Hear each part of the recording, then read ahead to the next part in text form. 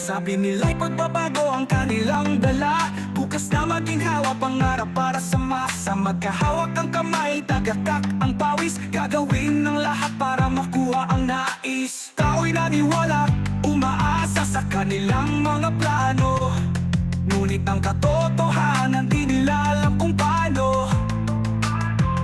Wala palang plano, ang gusto lang ay pwesto. Nung nakamit ang pwesto, tao na ang sinakripisyo. Uniteam, pambubudol na extreme. Kapangyarihan sa iba ayaw ipatikim. Ginawa ang lahat para manatili sa posisyon na ginamit para sa sarili.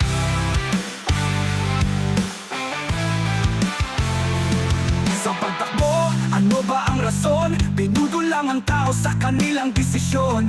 Magkasama daw sila, isusulong ang bayan. Sa umpisa pa lang binasura na ang usapan. Ngayon ay alam na ng bawat mamamayan ang laro ng kapangyarihan at panloloko sa bayan. Ang piring sa matay, natanggal ng tuluyan. Hindi na magpapabudol sa mga kasinungalingan.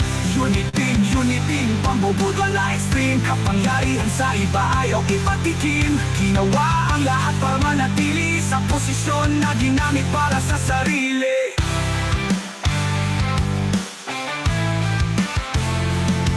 Habang buhay ba tayo aasa sa pangako? Ilang ulit na bang yan ay napako? Paulit-ulit lang pero walang natututo. Kung walang pagbabago, wala din pag-asenso. Uniteam, pambubudol na extreme. Kapangyarihan sa iba ayaw ipatikim. Ginawa ang lahat para manatili sa posisyon na ginamit para sa sarili.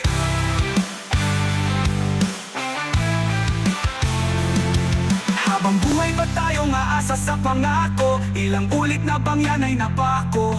Paulit-ulit lang pero walang natututo. Kung walang pagbabago, wala din pag-asenso.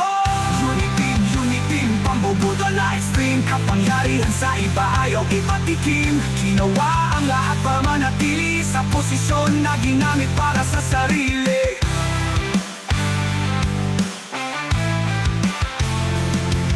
Habang buhay ba tayo aasa sa pangako? Ilang ulit na bang yan ay napako? Paulit-ulit lang pero walang natututo. Kung walang pagbabago, wala din pag-asenso. Uniteam, pambubudol na extreme. Kapangyarihan sa iba ayaw ipatikim. Ginawa ang lahat para manatili sa posisyon na ginamit para sa sarili.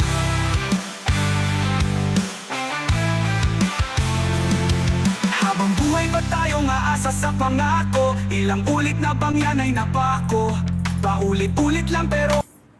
Alright, yan. Magandang araw mga kabatas natin at welcome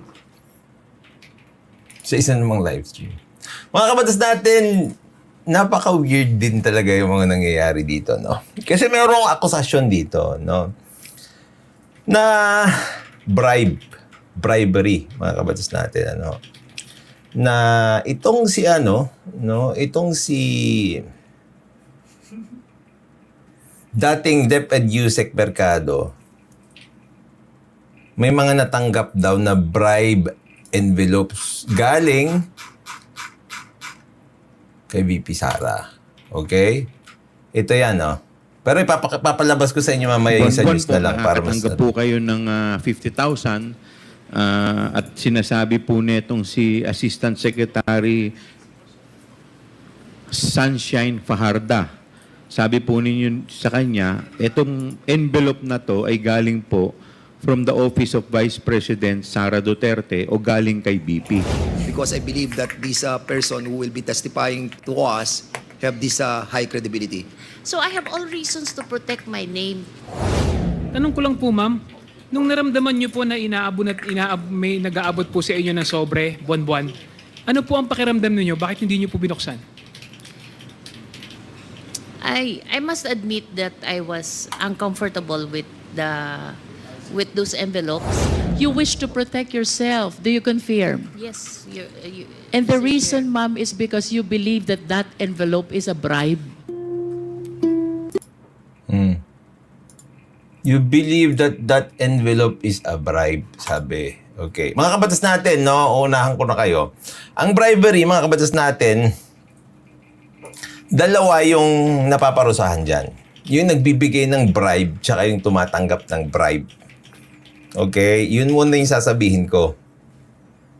Okay? Yung nagbibigay ng bribe tsaka tumatanggap ng bribe. Tapos, itong nangyari dito, mga kabatas natin, nagsalita kasi parang si Congressman Kong Hoon na parang itong si Sara Duterte daw magpe-press conference tapos maninira. Yun daw yung gagawin niya. Anong ginawa nyo dito?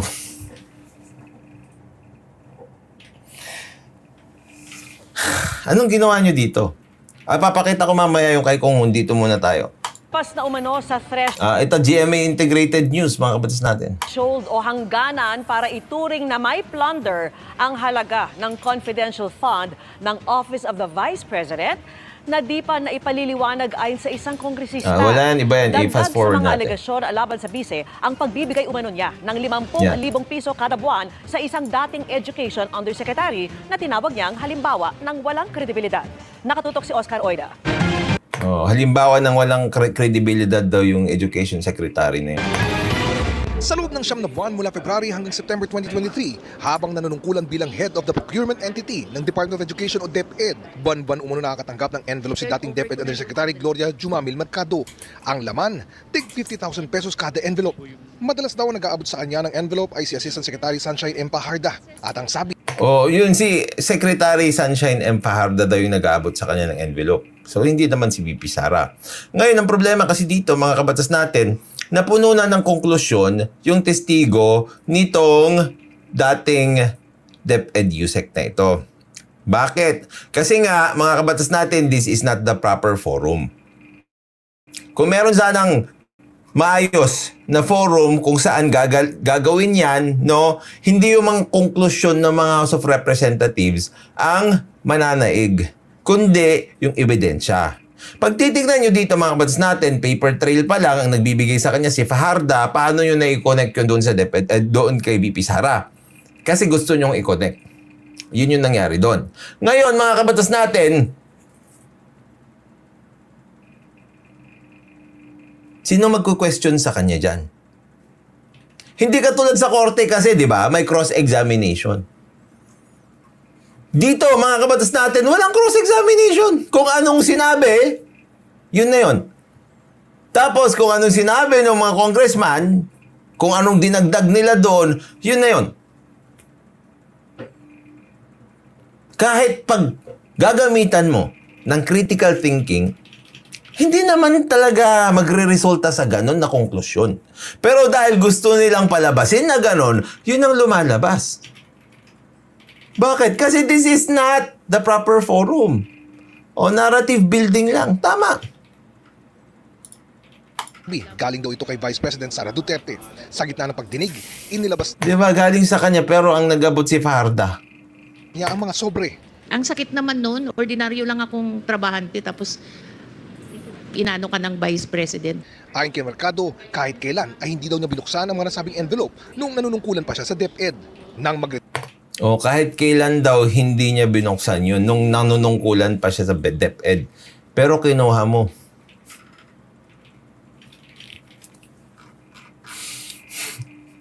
Ito yung sasabihin ko kasi sa inyo, mga kabatas natin. Ha?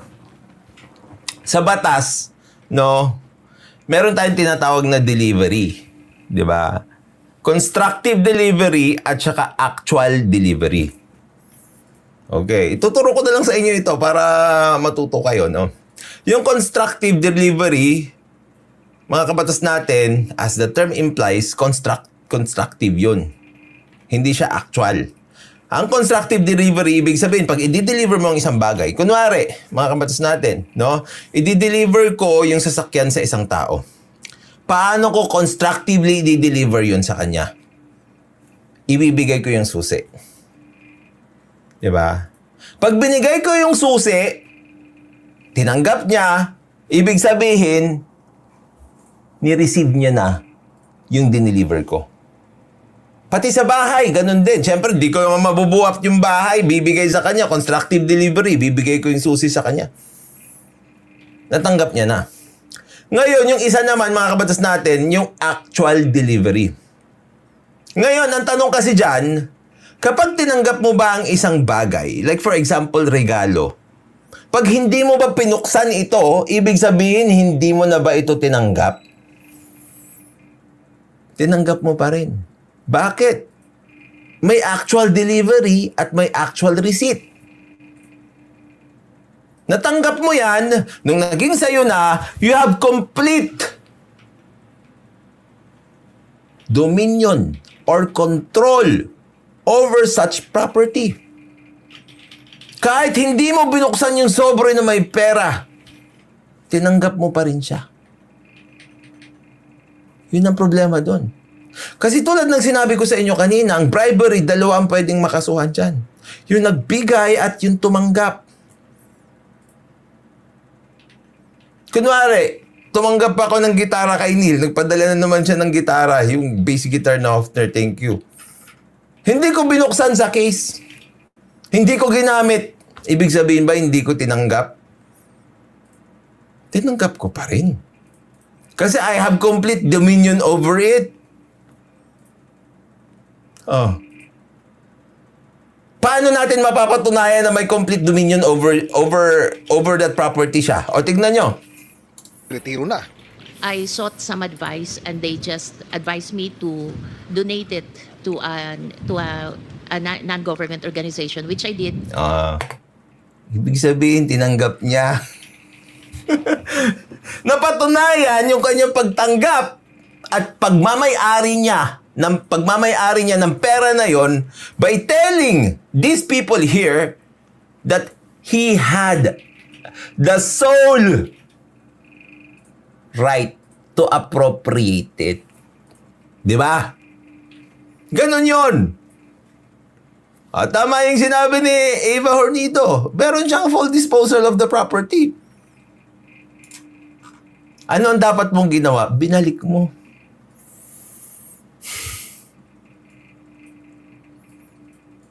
Kasi, mga kabatas natin, ang sinusubukan nilang ilusot dito, ha? Magretiro na. I sought some advice. Inano ka ng Vice President. Ayon kay Mercado, kahit kailan ay hindi daw niya binuksan ang mga nasabing envelope nung nanunungkulan pa siya sa DepEd. Nang magretiro na. I sought some advice and they just advised me to donate it to a non-government organization, which I did. So, ang ginawa niya daw, mga kabatas natin, para makaiwas, hindi niya binuksan. Nung nasa gobyerno pa siya. Pero, binuksan niya rin eventually nung wala na siya sa gobyerno. Ngayon, makakatakas ba siya doon? Siyempre, hindi. Nasa posisyon ka nung nangyari yun eh. Welcome to the DDS attorney. Oo, alam ko na yan.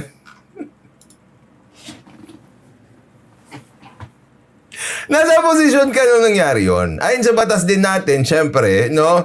Even if you are retired, if the acts you performed, which are, syempre, hindi ko naman ina-assume, no? Which may be illegal in nature, you can still be prosecuted even if you already resigned or you don't actually belong in public service anymore. Okay? Kasi, kailan mo ba tinanggap? Tinanggap mo nung nandoon ka sa posisyon.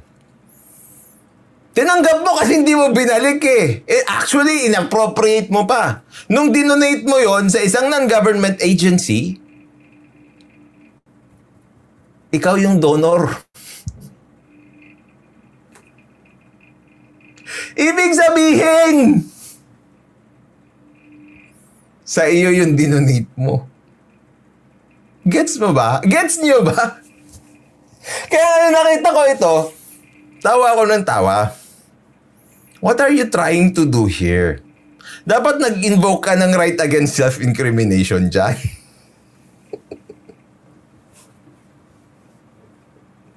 Dapat nag-invoke ka ng right against self-incrimination dyan. O kung gusto nyo, right to self-incrimination.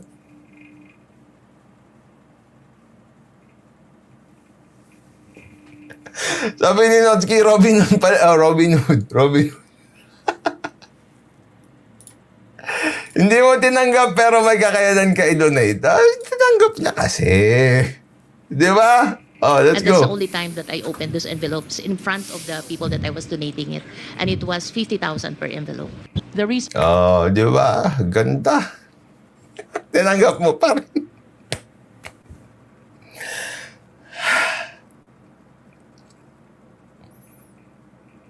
Binigyan ka ng regalo, nakabalot. Inabot sa'yo, kinuha mo. Hindi mo binuksan. Tinanggap mo ba o hindi? Oh my goodness. Ngayon, yung regalo mo, inuwi mo. Pag uwi mo, nakita mo, microwave oven. May microwave oven ka na, hindi mo na kailangan. Ginawa mo ngayon, dinonate mo sa ibang tao. Dinonate mo sa, mahirap nating kababayan. Tinanggap mo yun o hindi?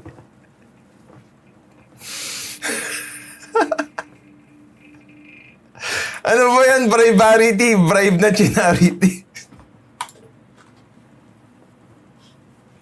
reason why you are considering all these concerns is because you believe that the envelope is a bribe. Do you agree? Yes or no, ma'am? Oh, I've invoked myself against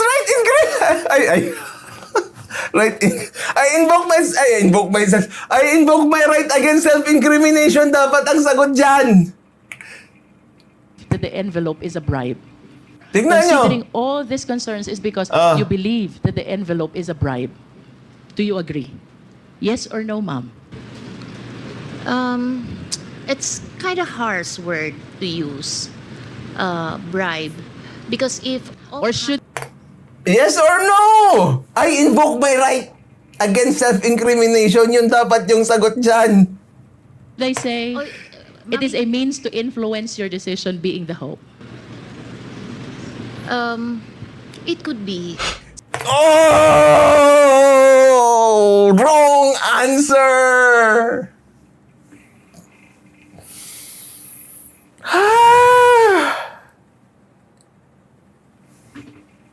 So, ibig sabihin, tumanggap ka ng bribe.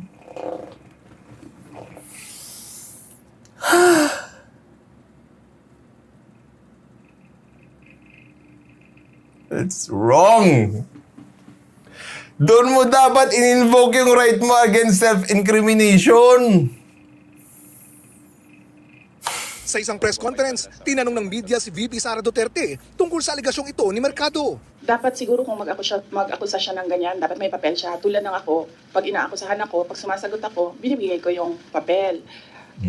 Gloria May papel naman siya, sobre.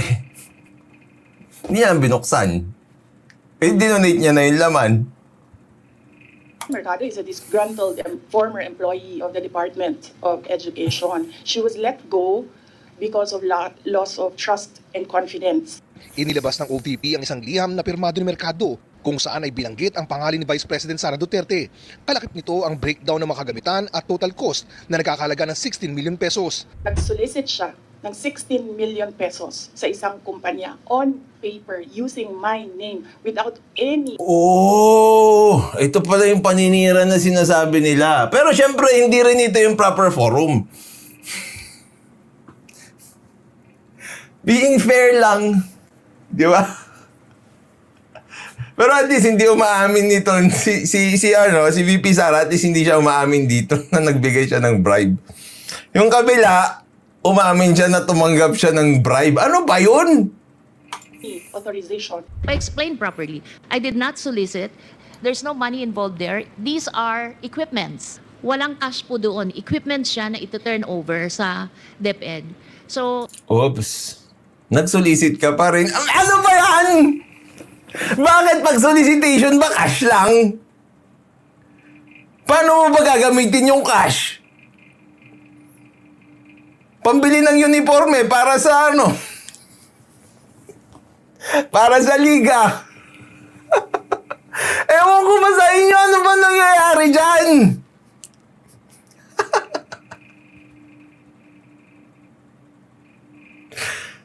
umiikot yung liga nyo sa barangay.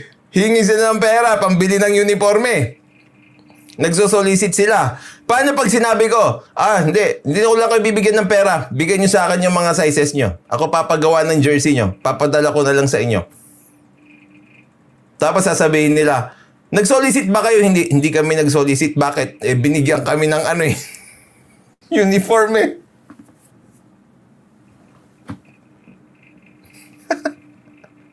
Hindi kami nag-solicit. Bakit? Binigyan kami ng uniform. Hindi naman pera yung binigay. Kind.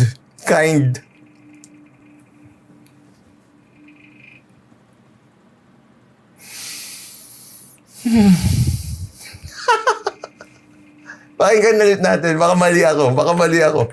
I did not solicit. There's no money involved there. These are equipments. Walang cash. Pero ang equipment, may cash value yun, di ba? Oh my goodness. Pinapasubo mo talaga yung sarili mo. Di nag-solicit ka pa rin. Oh my goodness. Po doon, equipment siya na ito-turn over sa DepEd. So, I feel very sad that up until now, inamin mo! Nag-solicit ka! the BP has not been appraised as I explained it to her people. Sa kanyang opening statement naman, sinabi ni Congressman Joel Chua na may mga naririnig siyang akusasyon at insinuations sa kanilang komite na ito raw ay isang political exercise o atake sa isang individual. Klinaro ni Chua na nais lang daw ng komite na matiyak kung paano nagastos ang sinasabing confidential fund ng OVP. I must stress at this point that pero nasa korte na, di ba? The sheer vastness of these potentially misused funds sets I did not solicit, nangihilang ako ng equipment. Hindi nga talaga. Ewan is ko. not apart from other instances of irregularity and disallowance. These amounts easily surpass the threshold for the crime of plunder under our laws.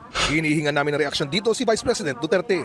Pero sa panibagong statement ngayong araw, nanawagan si Vice President Duterte na tigilan na raw ng mga mambabatas ang paggamit ng mga testigong wala umunong kredibilidad o questionable umano ang layunin. Inihalimbawa niya si Mercado na anyay bahagi ng makinarya laban. Okay. Alam na natin yan. Sinabi niya na yan. Ito sa GMA Integrated News yan, no?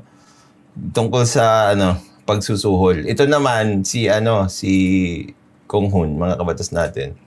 Ito naman yung sinabi niya. I-mute ko na lang kasi text lang naman ito eh. Kakasaka ba, sabi niya. Ito. Sabi niya, kung talagang sa puso ni VP Duterte, feeling niya nagsasabi siya ng totoo, mag-lie detector test na lang silang dalawa.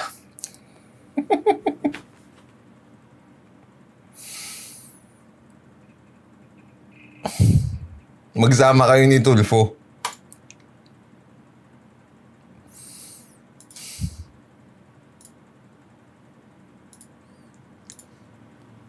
Lie detector test daw, mga kabats natin.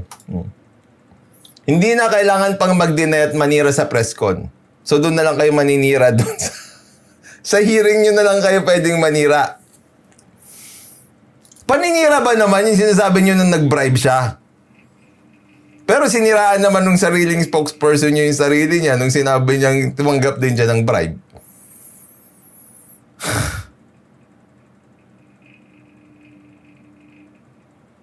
Sabi niya ganyan, rebribe. May remedy naman siya yata, attorney. She can be considered as a state witness. Pretty sure that's the moving forward plan. Resolicitation not appropriate at all. So gagawin siyang state witness. Ano ba yung mga requirements ng state witness? Dapat hindi siya yung most guilty. Dapat walang ibang titistigo. Di ba? Subukan nila. Pero hindi naman siya pwedeng maging state witness doon sa hearing.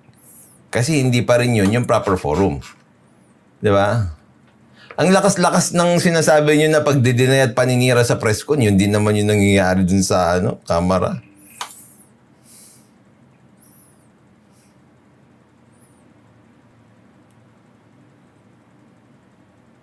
Kung wala namang tinatago si VP Duterte, walang issue sa pag-take ng lie detector test. Yan na naman tayo eh!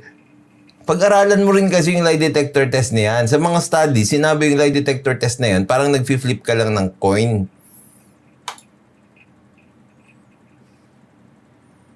Lie detector test, putik yan. Hindi nga reliable yan. Hindi nga ano yan, tanggap sa mga korte. Anyway, mga kapatid natin, may isa pa tayo, no? Kasi may mga mag-question tungkol dun sa paggamit ng AI. Let's talk about it, no? Maraming salamat mga kapatid natin. At syempre, tulad ng laging sinasabi, matulog po tayo ng Maimbing dahil alam natin na natutulog ng Maimbing, siya yung laging panalo. Paalam po pansamantala.